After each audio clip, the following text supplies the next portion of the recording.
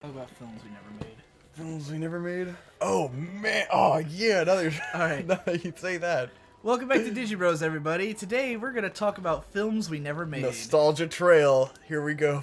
Films Alright. we never made. When I said that, you seemed to get really excited. So, did you have one in mind already? I'm just imagining the whole era of you and Boyd being into film, and like that's a whole story in its own. Right. And you could go on about that. I think we've talked a bit about when me and Boyd tried to be filmmakers. And this is, would you say this is what inspired you to become a filmmaker? Yeah, I would say. Okay. So, I piggybacked on your dream until you gave up and I took over, so... Yeah. Good job. You did a much better job than we ever did. So, okay. Oh, man. This story gets sad when you think about the camera. Camera. Which we might have brought up on here before, but whatever. Probably. I'll bring it up again. So, I can't turn around when I'm like this. This fucking sucks. In 2008, me and Boyd had gotten back in contact with each other after a few years of not talking, and both of us were really interested in film. And we decided that we were going to try to become film directors. Yeah. Because it seemed like the kind of thing we both wanted to do the most. We're both big into movies. So you were probably like 17, maybe? Yeah, I was about 17. And this is at a period... No, I was 16. 16? This is a period when I was really, like, upset with school. I was doing kind of shit. You wanted to drop out. I really wanted to drop out. I really wanted to be Ryuhei Kitamura, the director of Versus. I know I've brought this up And before. Quentin Tarantino. Tarantino didn't drop out. I thought he dropped out of high school. He dropped out of acting school after high school. Yeah. Or no, I think he like skipped part of high school and went to college or something like that. He definitely went to college. Just not like that's not really what is accredited to launching his career or anything. Yeah. But anyways, Ryuhei Kitamura is a Japanese director who did the movie Versus, who when he was 16 stood up in class one day and said, "I'm not doing this anymore. I'm gonna do film." And dropped out of high school, but his parents sent him to film school in Australia, and he went there for 2 years. He said all he did was sit around and watch movies and not really do any work. And then soon after college, he went back to Japan and he made Versus on like a shoestring budget, but it was such an over-the-top, hilarious, fun ride that it was It's literally a movie success. about dudes standing around looking cool, and that is Versus. Just watched it recently, and it was just ridiculous. Yeah, Victor just rewatched it the other day. So I really wanted to be like that and just like shoot some no-budget film with me and Boyd. The thing is, we did not know anything about making a film. Yes, we did not know knew the fucking first nothing. thing. From our perspective, making a film was all we had done, like at that point, point we a had been camera at doing, something. Let we this had been thing doing poison Project me, 'cause I'm Awesomeness, fucking- and so you have to stand further back for it to poison you. Yeah, we had been recording Project Awesomeness, which is our series of, internet comedy videos that some of you have probably seen over on the Modal Soul Productions channel.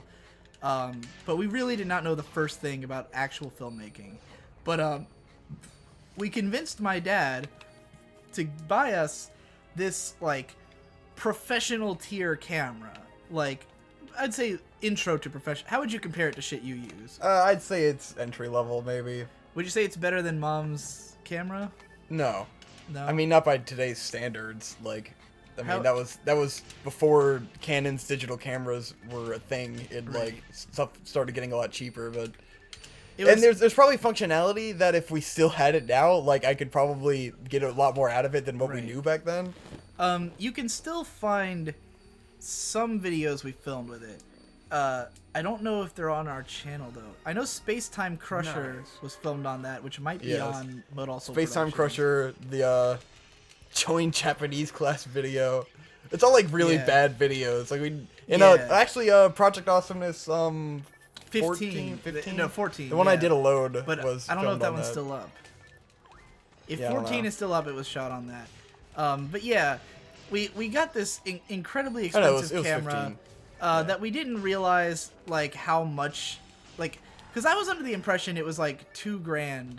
Yeah, I Like- thought it was like $1,000, and I thought that was ridiculous. Right. I thought it was like $2,000, which I thought was a hell of a lot of money, but I think it was a lot more than that.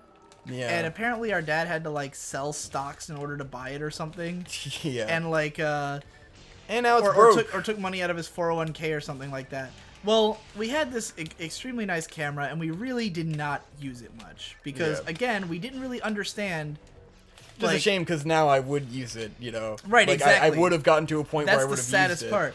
So we never really used it because we never really finished putting a script together. We never really got organized to try to film something, And you and Boyd fucking gave up real fast after we got that camera. Well, it's not that we gave up, it's that we never got a project off the ground. We were still planning to be filmmakers for like 3 years after getting that camera. But you lazed around and didn't get anything going. Right, well, we didn't understand how. Like, we just had no idea what we were doing. We didn't know how to write a script. We didn't know how to find people to act. Because, like, Boyd kept going for a while after I had stopped.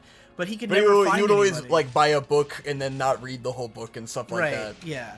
He would, It's just not enough initiative and, he would like, try to knowing what to do. Like try to get people or funds together and just never be able to. Meanwhile, he tried to do an Indiegogo campaign for something once and it got $0 because like he was just promoting it on Facebook. Right, and it was like a paragraph about it. Like nothing was filmed, nothing was prepared. I was like, dude, this is not how you do a campaign like this. It's not gonna work. Almost adorable. So yeah, we got this expensive ass camera, and by the time an age came around where we would have used it, for some mysterious reason it doesn't work. No, it's because the charger had broke, and so the camera ran out of batteries. And then Mom bought an off-brand charger that wasn't made for the camera, and so when I plugged it into that charger, it short-circuited the whole camera because it was like the wrong charge. For some reason we and couldn't so that figure out how just to broke get the it camera. fixed. Well, we sent it off to somewhere in California to get it fixed, and they said like the amount it would cost to get it fixed would cost more than the camera itself, and so we it's just sitting in a warehouse in California somewhere, like, and it's gone. Yeah. So that's the sad fate of that extremely expensive camera. Yeah. Do you have a telepipe? I don't think so. I have nothing right now.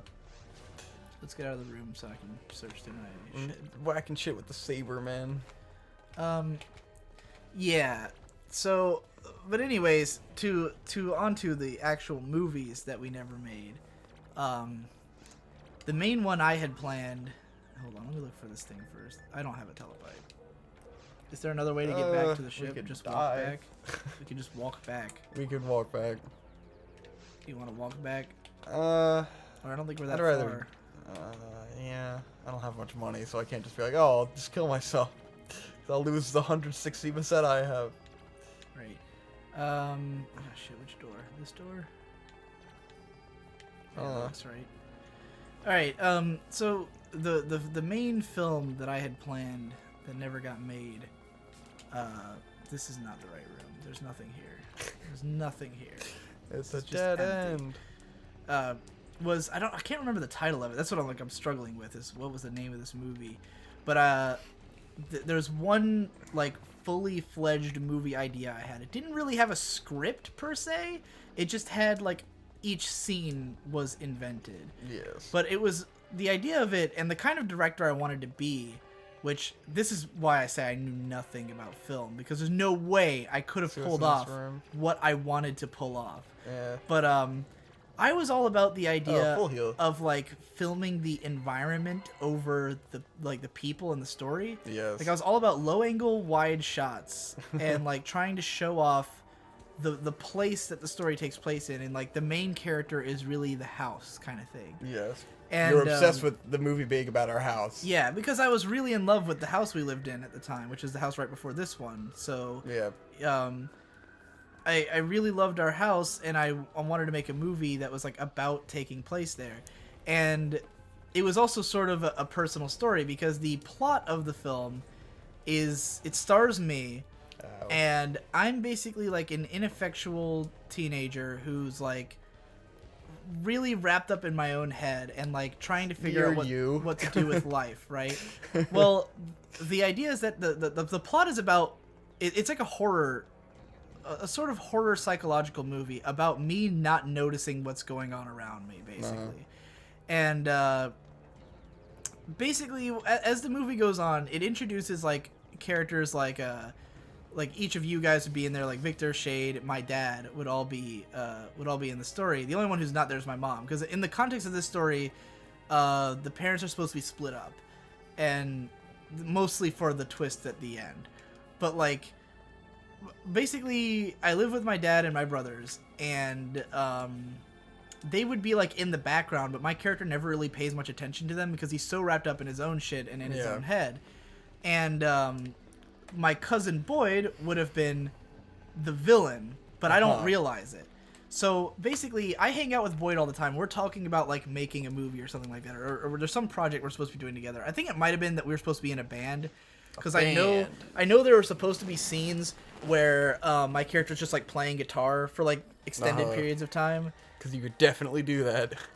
Well, I would just play music over it and like shoot it from an angle where you can't tell I'm not playing, you know. But like, you know, the character is supposed to be someone who's like trying to become a musician and stuff, and he's just thinking about himself, and he doesn't really notice the things happening around him. Well, Boyd's character slowly starts killing everybody else. Of course, because it has to be about murder.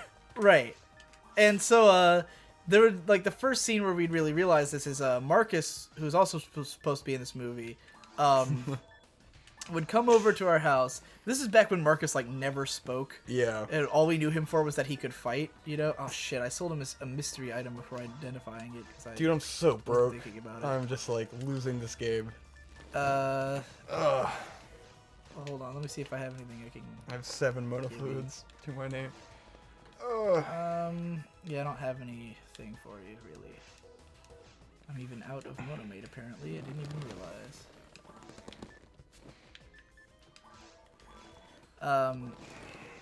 Yeah, so Marcus comes over to our house in this story, and I think he was like, he was supposed to do something with Boyd. I don't really remember. What ends up happening is they fight, and like Boyd, like, there's like an extended fight scene in the forest that was next to our house, because we had this little foresty area. Are you like completely out of it now? Yes. What happened? Where are you? Come back to Earth. Okay. When you're telling the story, I feel like you literally forgot that we were doing this. I checked my text and then I started thinking about something else. Don't check your text during Digi Bros. I want to reply to the text. Anyways, Jesus Christ. You blanked so hard, I blanked. Blank. Fuck me. We had a forest next to our house, remember? Yes. And we filmed the fight scene from Project Awesomeness episode...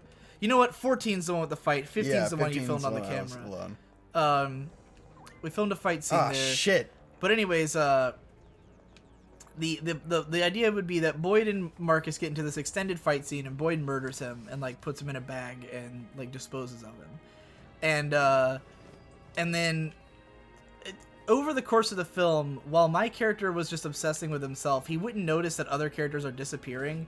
Yeah. There'd be like lines in the background, like Dad would be something like, "Hey, has anybody seen Shade around?" You know, like just like little stuff like that. Yeah. But I don't notice. And then at the end of the film, and this film is only supposed to be like 45 minutes long. That's about what it was planned for. But at the end of it, I walk into Shade's room, and Boyd is holding his body and pulling his heart out of his chest. And I just like walk, and the scene would just be like I'm slowly opening the door, and I just see him pulling his heart out. And the lead up to this would be, because at the very beginning of the film, I'm supposed to be sitting on Shade's bed, and I'm talking about how it's interesting how I'll put myself in a location when I'm in a certain state of mind, and how it's like a place I'm not used to going, which is, you know, why would I ever be on Shade's bed? But every once in a blue moon, I end up there. So at the end of the story, I'm going back to sit on Shade's bed again, like I was at the beginning, because I'm in that frame of mind. And this would be like, the way I wanted this moment to play out is that like I'm on the cusp of like this big breakthrough in like inspiration, like you know, the music's rising, and I'm like, oh, I'm gonna take destiny by the reins, and I open the door, and Boyd's pulling Shade's heart out of his chest, and then like, what a twist! What would immediately happen is he would chase me like through the house, like, you know, in like a sequence where he's like trying to get me, and I run out into the road, and he runs out after me, and then Mom hits him with her car on accident. Like she just happens to be driving by because she was gonna pick me up for something, and and it ends up hitting him with the car. And, look at that, man! You could have been the next M. Night Shyamalan. Well, the point was that the character was so wrapped up in his own hang-ups. He was so busy thinking about his life and his destiny that he didn't notice that someone was murdering everyone close to him. Yeah, and you know, like. So it would just sort of undercut. It's a metaphor. Yeah, it's sort of like almost like a natural disaster, the way it happens at the end, where it's like, you know, whatever you're planning is is not important in the eyes of the universe, where there might have been someone murdering everyone, in the background. I think it's a kind of interesting concept. It would have been a shit film. Like, the way I planned it out, it would have been a shit film. But I still think the idea is pretty cool. You should write it. We should make it. And I've thought about it. It would be real easy. That plot is so simple, and it only requires us as characters. Because this house would be even better for it. Because, like, I was really into our last house, but this house is weird. Yeah, like, this house much more interesting. Would be a much more, like, what the fuck is this location type house. Maybe not enough to be, like, a film house, because it's kind of... Yeah. Like, the architecture's really sparse. Yeah, but we could just make a bad film, man. We could just do it. It would cost nothing. I have thought about rewriting the script for this house. Do it, is man. That Cave 2? We made it a Cave 2. Okay, I guess we were, like, practically there already. Yay. Yeah, so that was the concept, and I was supposed to have... this is back when I was on the Mega Tokyo forums. Man, Cave 2 is so much cooler. Literally. Back on the Mega Tokyo forums, there's this guy named Cymbeline, who was like one of the moderators for the music forum, and he had his own website, and he had his own music, which he released under the name Science of Shape, and he had like 30 or so songs that were available for free, and I'd asked him for permission to use them in the movie, because they're all like post-rock sort of songs that are, a lot of them have like they would make good background music, and there's one song that was called Living Inside a Piano, which was like this really creepy, like haunting, like great for a murder scene song. Yeah. So like I was planning to use that for the murder scenes and stuff like that, and like, so I had my music laid out and everything, but we never shot any of this, like because it never made it to the actually scripted stage. It never made it to the let's plan out a time for this stage, or figure out how we're gonna get these shots. And I was always trying to like, because I didn't understand how I would get the shots I wanted, because I wanted them all to be from high or low angles. Yeah. So I was always imagining, like, how am I going to rig my camera to the ceiling and point it at a fucking angle to get this shot? And I never could figure out, like, how. We didn't have tripod, which would have made child's play out of the things I wanted to do. But the concept of tripod had never occurred to me. Yes. Again, you could put the camera on. Whoa. Right, like that's built for that purpose. I've even filmed stuff with that shot now because we have a tripod. Like I've gotten the shots I would want for that movie. But yeah, so that's one of my projects that will likely, in the form it was gonna be, never see the light of day. That was the film I had banked everything on, really. And what eventually killed it was not me giving up on it. It was us moving out of the house. I guess. And that was why I was so adamant about us not moving. Because when we were planning to move, I was like, no. I love this house. I don't want to go anywhere else. Fuck that. But it was mainly because I thought if I move, I'll never make this movie. Because I thought the movie had to be done in that house. So, when we finally moved, I was like, I can't do it anymore. It's dead. I don't know why you're so obsessed about that house. It was a lot like this one, where it was... I mean, you had your secluded room, so I know you didn't want to lose that. I had a finished room over garage, just like I do now, with its own stairwell. I didn't even have my own bathroom back then, which I do now. I don't know. I guess I just hated the idea of fucking again moving, and and like it was the one place I'd lived that I was like pretty satisfied with it. We can stay here a while. We moved like right after I graduated high school. Yeah. And we've lived in this house ever since, which is like 6 years. Yeah, 6 years. Something like that. By far the longest we've been in one place. Yes, which is insane. Yeah. It's even crazy saying that every time we're talking about moving away now, and I'm just like, dude, I can't believe we stayed in this house this long to begin with. Like we are not people who settle down. Mom is trying really hard to not move away. She's trying really hard to find a situation where you can move and nobody else has to. Yeah. Because I don't think Mom wants to move. Mom cannot make new friends. Yeah. And the only people she knows live around here, and I am not interested in making new friends.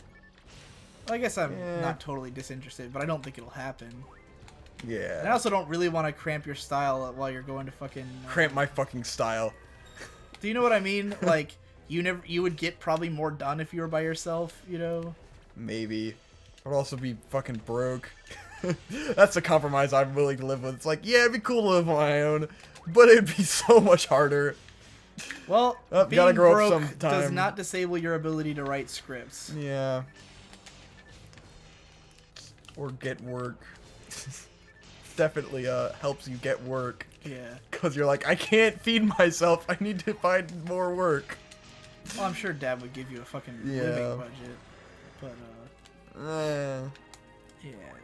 You'd be like just you'd be just like one of my Japanese animes. Yeah. Where they keep fucking feeding their college kids all the way up through college. I like if you ever look at the Shirobako graphic of like what each character makes, like the animators make less than the college student makes just by being a college student. Not finish this room. Let's just get out of here. Actually, you know what? We need the experience, everyone. Yeah, and this is also the end of this episode of Digi Bros. Whoa. But we'll finish off these 3 evil sharks first. Kill them. And then a bunch of other enemies might pop up, and we'll be like, oh, well, next time on Digi Bros. Next time on Digi Bros. Oh, that's exactly what happened. It's a grass ass.